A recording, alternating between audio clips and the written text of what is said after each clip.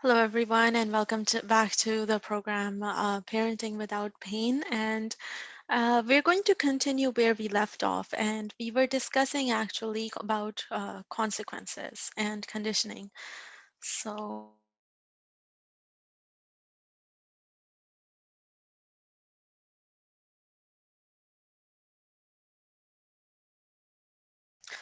So, as we discussed, there are natural consequences which occur on their own as a result, and we've also gone into discussing artificial consequences which are created by the parent as a result of a behavior. And now we're going to go into discussing two different kinds of conditioning that we use when we are actually going with artificial consequences. There's two different ways that the parent can actually encourage or discourage behavior and create a certain result. And one is classical conditioning, and the other is operant conditioning. Classical conditioning, this is when there's a stimulus and it's leading to a response. Um, the response that is, it's leading to the stimulus is not voluntary. It just happens, on either on its own or somebody else does it. So, for example, a parent is yelling, "Hey, it's time for dinner," and the child knows, "Hey, okay, it's time to set the dinner table, and there's some food coming." So, parent says dinner, and child immediately recognizes that this stimulus, which is that sound that the child is hearing, means that I'm going to get some food.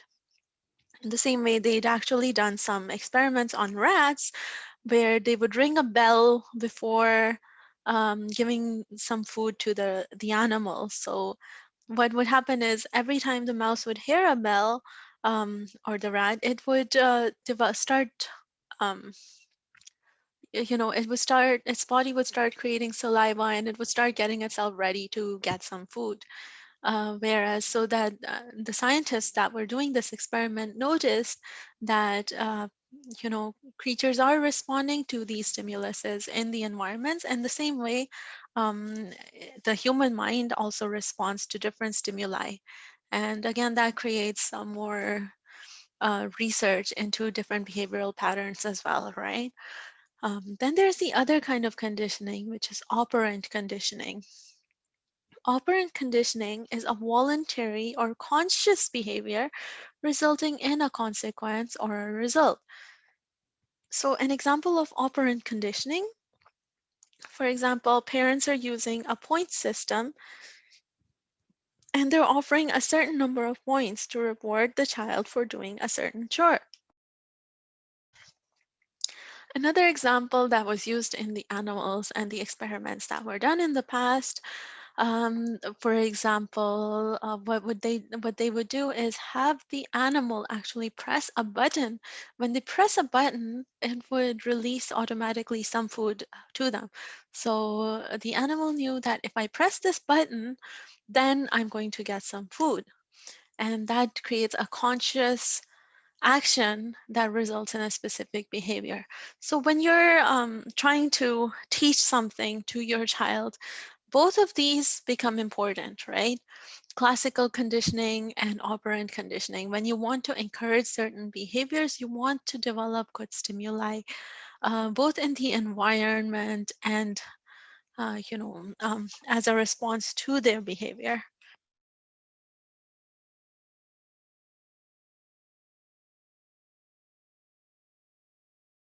And you also want to be certain about different environmental factors, and you want to be able to observe the kind of reactions or messages that are going to the child based off of those environmental conditions.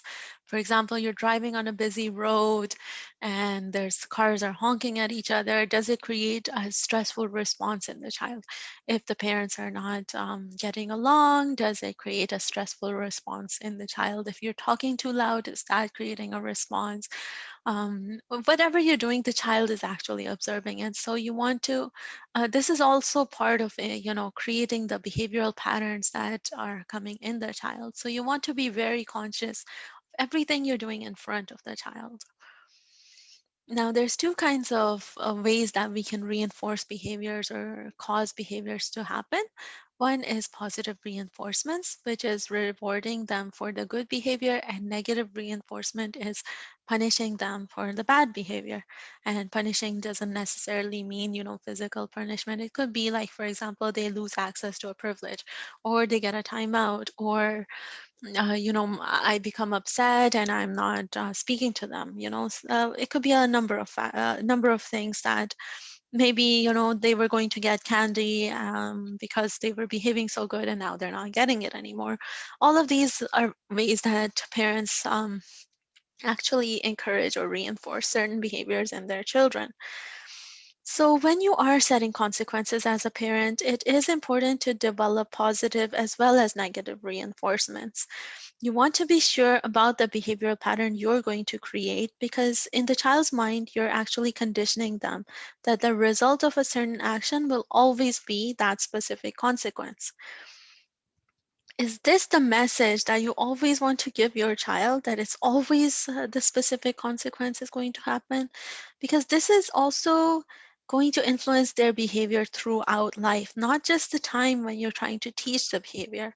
It is also going to create expectations. If you're inconsistent, the child is going to begin to distrust the system as a whole. The child might lose interest in the specific reward or negative consequence over time as well.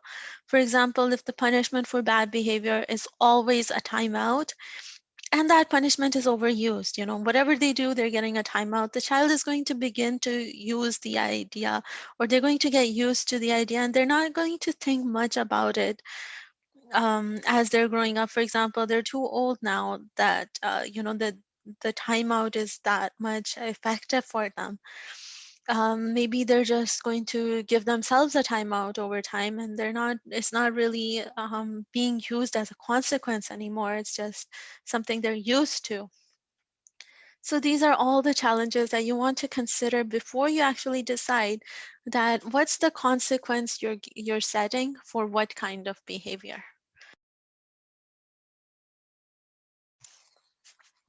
The best thing to do, again, is to give your child an ability to analyze the problem and solve that in terms of the results that those actions will create so you want to create a dialogue where you're getting feedback from the child as well, and it doesn't always have to be explained in a strict manner.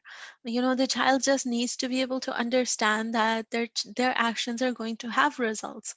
If they're running, there's a chance that they're going to fall. If they touch a hot stove, there's a chance. They're going to feel a burning sensation. And in the same way, if they're being rude or disrespectful, and then this behavior is disliked by the parents, it's not going to be acceptable. In all situations, the parents might have consequences. They're not going to like this behavior. They're going to show that, that we don't accept this kind of behavior in this house. So you want to work with your children, set a plan, do goal setting about the things that they want to achieve and how they're going to get there. It's a really good way to not only set expectations with them, but also manage and continue those rules within the household that everybody is following and everybody knows about. Usually, when you're working with your children to set a plan, they already have those goals in their mind. Like they want to be good, they want to get those rewards that sometimes those rewards are not even things that you're giving them, but for example, they're doing good in school, they're going to feel a sense of accomplishment and success, and they want to reach that state. So they often, they want to achieve betterment for themselves. And when you explain that to them, when you work with them, they feel that you're really supporting them, and that's really, really essential in reinforcing behavior as well. So explain to them that every action in their life has to have a reaction. And that's a genuine rule for her. Everybody. It's not just for them. It's a kind of universal rule. Even you understand that if whatever you do has a reaction. And when they do good, they're going to find good results. When they do something bad, when they try to harm somebody, it's going to bring that sense of karma, or it's going to come back to them in some way. It's going to create a reaction as well. So these are things we want to explain to our children. And once we get through that point of explaining it to them, then setting the consequences, whether those are natural, artificial, and creating those kinds of reinforcements becomes a lot easier. Right? Again, this is part of the conditioning we're doing. We're going to create good stimuli in the environment. We're going to show them, how those actions that they're doing are having reactions. But we're going to do it in the most positive and the most effective way. We're not just going to, give them strict rules and they don't understand what's happening. We're actually explaining it to them, and that's going to help us as parents. And that again brings us to the next topic as well, which is psychological involvement and engagement. So one great way to encourage good behavior, especially in the early years, is through engagement and psychological engagement. And here I'm going to actually tell you a story and give you a great example from my own life. At one time, my child was around like 1 or 2 years old, and I was really struggling with getting her to wear snow pants and like proper jacket before going to school. She hated the idea of being packed up. And, I used to struggle with that a lot, getting her ready on time. I would tell her, you have to wear your snow pants. And she said, Mom, I can just wear the jacket. I don't want to wear the snow pants. Those are tight. I don't like them. I don't feel good in them. And every day used to be a struggle. But what I noticed is when I went to pick her up, or when I saw her playing outside with her class, she was like in kindergarten. So the children would go outside to play, have their playtime. I noticed that she was always dressed appropriately. So, how is that possible? Like, why is she struggling so much with me? But somehow the teachers actually got her to wear those snow pants and dress perfectly for the weather. Eventually, I began to wonder, how is it that my child is listening to her teacher more than myself? And sometimes parents do have these questions as well. That's why, a lot of people say, send your child to school, they're going to become more disciplined. But we don't really pay attention to what kind of techniques the teachers are actually using, right? It's very easy, actually. So I know that while I was wondering that, how is she listening to the teacher more than me? I know she loves me as a mother. So could it be that the teacher has a greater sense of authority in her mind than me? Or is it something else? Like, is it that she loves her teacher more? Is it that the teacher, because she's a school teacher and I'm just a parent, I'm with her all the time, maybe she thinks that the teacher is more of an authority figure? Do I need to be more strict? All these questions were coming up. And so I finally eventually gathered the courage and went and asked the teacher. All right. I said, like, does my daughter have trouble when putting on her jacket? And the teacher actually responded in an interesting way. She said, not at all. And I said, how is that even possible? Like, she always gives me such a hard time. I always struggle with getting her to wear her winter clothes. Well, the teacher said, and this is very, very important, I'd like you all to pay attention. The teacher said that when it's time to get ready, we usually do a song and everyone follows. They're usually really excited about being able to play outside, and then there's no trouble getting them to dress up. They're just going with the flow. Going with the flow. That explains it. So this is where I actually learned this technique that teachers are using, going with the flow. What does that mean? Here's our child, and he's completely packed up, and he's just going with the flow. So the children are so engaged with the activities they're doing that they don't realize the stress of having to dress up. But at home, I was struggling because I was just giving them an order and making it a fussy situation. I was stressed and my child was feeling my stress. So, that created stress for all of us. But when I applied this new method with the little one, she was excited as ever to get ready for school. I used to start doing the same situation, get her up in the morning, get her excited, maybe play a little game with her, and then tell her, maybe before we reach school, we're going to play outside a little bit in the snow, or we can go to the park. Do you want to get dressed up with me? And she's like, yeah, sure, mom. And, or do you want to, like in the summer, you can say, okay, let's ride the bike a little bit before we go to school. Let's have some time. We're not just going to school and getting you all stressed out about it. Let's do something fun before it. So I want you guys to think about it that oops. I want you guys to think about it that do you have children who have a hard time waking up in the morning? Or if that's the case, why not arrange a little exercise session to do with them after they wake up? Or, for example, do you have children who don't want to do their homework? Why not make the homework more engaging and exciting? You can make it a game. You can watch them get excited about it. You can do some activities with them. You can, make a game out of the homework and discuss that as a family. Sometimes it's just as easy as that.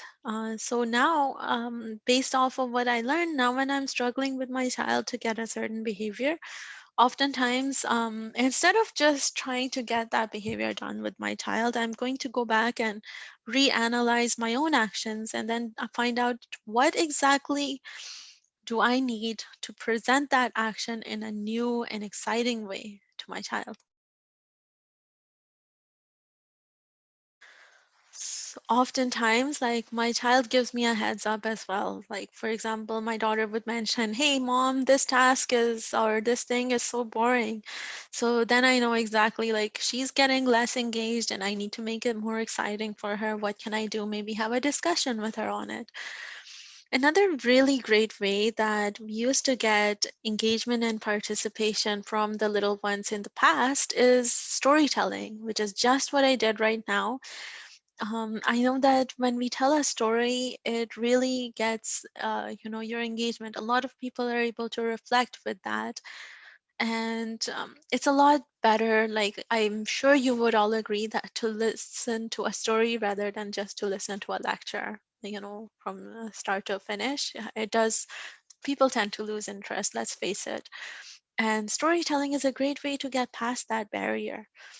In the past, our elder generation used to tell stories to the little ones, right? And they felt really excited to the point that even, I've seen seniors after they've like reached the age of 80, and they still remember those life lessons they used to learn in a young age.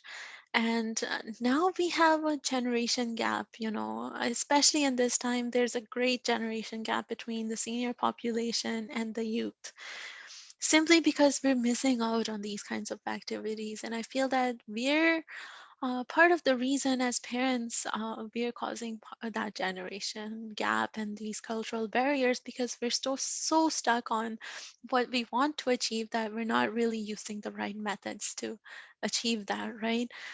And this is one of the way that we can actually remove that generation gap. We can overcome some of those cultural barriers.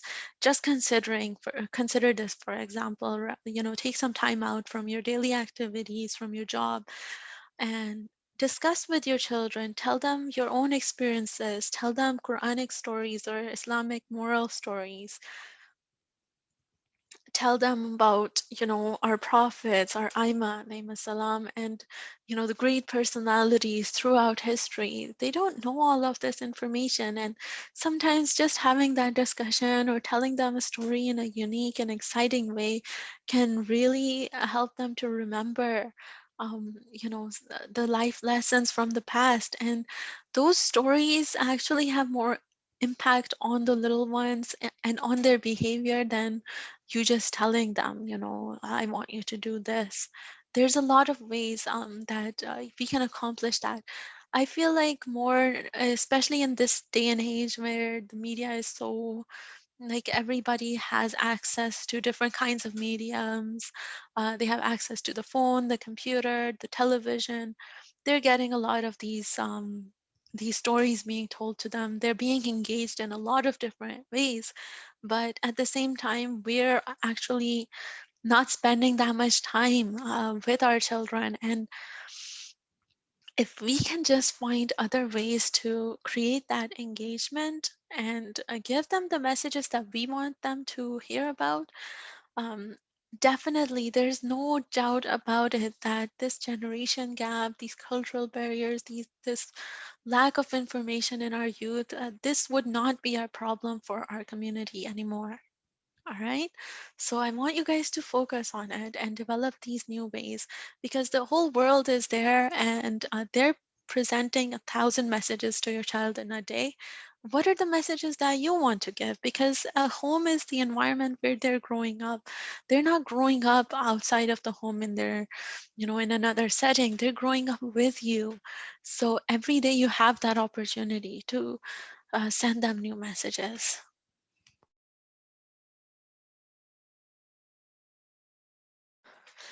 Part of establishing the authority is also guiding the mind. And this is one of the most effective methods of actually, raising up our next generation.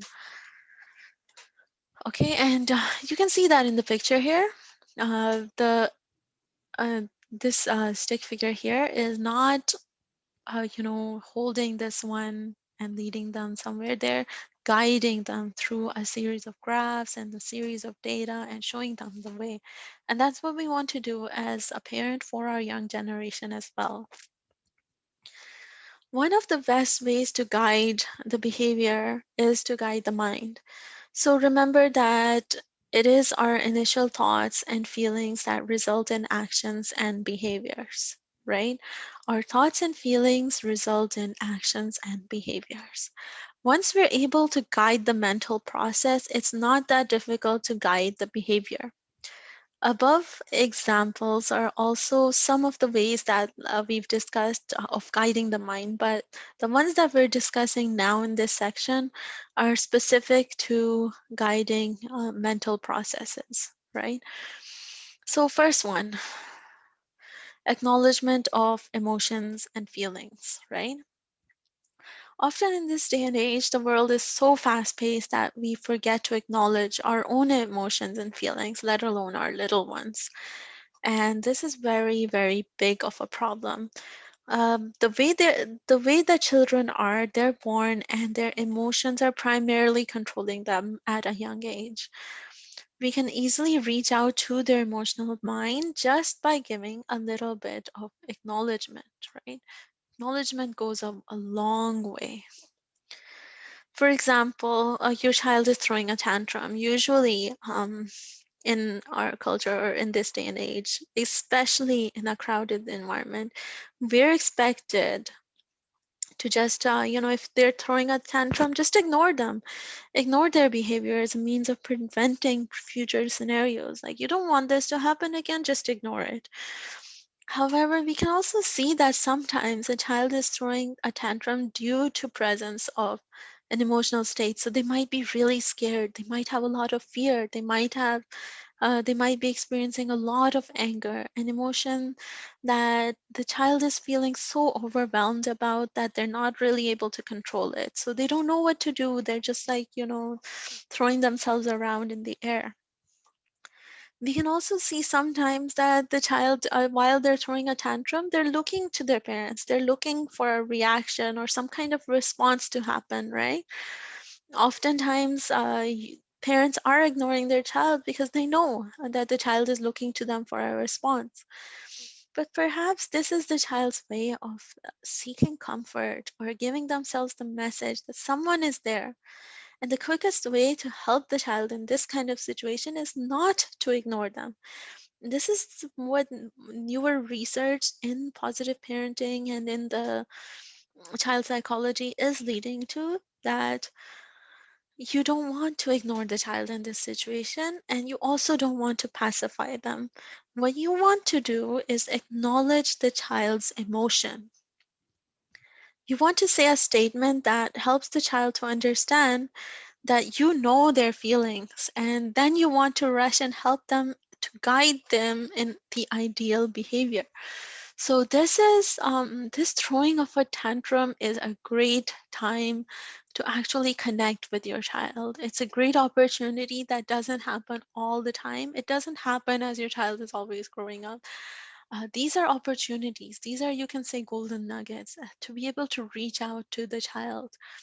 And once you acknowledge their emotions, you're reaching them in a very deep state of connection. You're reaching the depth of their heart, you can say, and creating a beautiful, beautiful connection with them. So you don't want to let this opportunity go by just ignoring them or by just being, impacted with the situation. I know that it's easier said than done. I know that being parents, there's a lot of stress on us, and there's a lot of situations leading to certain behaviors that we're displaying as well.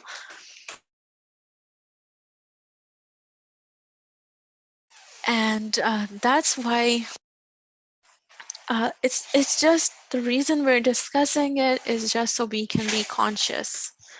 And being conscious, we can make the right decisions, right? Especially when we know about what's happening, it can create a lot of better decisions. So we are not acting in a state of emotion as well.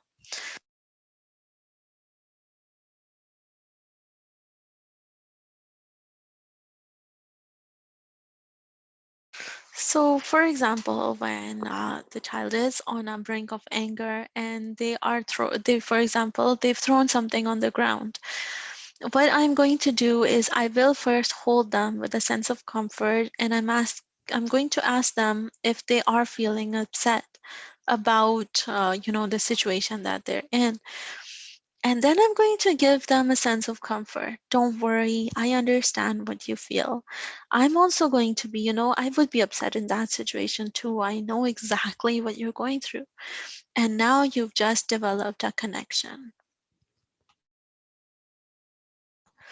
Now we also know that it's not just useful in the parenting world, but in the marketing and customer service field as well. That statement it's also referred to as empathy or assurance, right? We can't usually guide or explain any concept, even to adult customers, without acknowledging their emotions and feelings first. So we say that, yes, maybe they're frustrated about what's happening and they're just venting out. And being in customer service, you're there, you have to acknowledge that emotion to be able to develop a communication with them or to open up that sense of communication to help them out further. You want to use the similar approach with the child, especially since these emotions that they're feeling are more in depth, like they're feeling it more than an adult would feel. Their level of being in an emotional state is a lot higher than an adult. That's why, again, it's really important to use those statements to create assurance and empathy, to acknowledge those emotions. In the healing world, we also use those, these emotions are having a great impact on our health as well. So we've developed different kinds of techniques. One of them, for example, is the EFT technique, where we actually release some of those emotions. There's a lot of other methods as well. So we know that those emotions, if they are suppressed or if they're not acknowledged, they're going to lead to a lot of other issues happening, especially on the long term, especially repeated patterns. So you want to help the child to release those emotions. The best way to do it is just reach out to them, reach their level, put the hand forward and say, look, I understand. I understand what you're going through. I'm here to help you. Let's get through this. Another approach that has been developed, so this is developed by a professor um, in the field of psychology, and it's called the connect and redirect approach. It's developed by Professor Dan Siegel, And what he mentions is after he studied the brain, the mind is the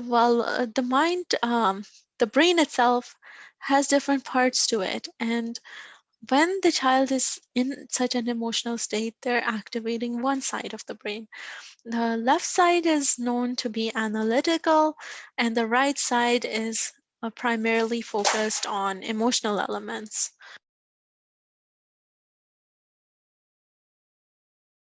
So consider a child who's very, very overwhelmed with emotion. After you've acknowledged their specific emotion and you've named it, for example, is this fear, is this anger, then you want to actually appeal to that emotional side first. Whatever state they're in, you want to appeal to that state. If their mind is more focused on analytics, you want to reach that, appeal to that side. If their mind is more emotional, you want to appeal to that side. So, for example, a statement of how much you love them or a positive emotional message might help you connect to the right side of the brain when they are in an emotional state. And slowly, what you're going to do is connect the mind to the other side as well. And that's called an integration when both sides are working together. For example, you're talking about to them about their emotions, and suddenly you're going to bring on an analytical question, like, for example, hey, for a young child, hey, what's that I hear? Is that your heart? Is it beating fast when you're angry? And now the child's mind is slowly going to jump from being overly emotional to being curious about that question. And then you want to ask more questions and you want to bring a balance to both their emotional and analytical side so that they're using both. Once you integrate both sides of the mind, the child is definitely, in a balanced state, and they're going to be very much more responsive to the messages that you're giving to them. Whereas when they're focusing primarily using on one side of the brain, they're not going to be that responsive sometimes because they're just closing themselves to new ideas. Similarly, for example, if a teenager is there and they're focused too much on the project that they're doing, and you're trying to spend more time with them and, trying to get their attention and spend more quality time with them, you want to appeal to their analytical side first.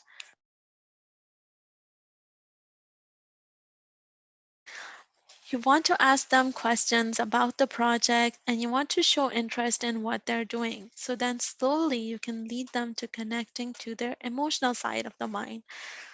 Perhaps with a memory or reminder of an older time or something else, you're going to start with the analytical and then you're going to bring on the emotional side. As parents, it's really something we have to do to observe and analyze, like what approach is going to fit in terms of what kind of the behavior. And that's what we really have to think about it, like where do we want to use what kind of approach, what kind of technique works better in what situation.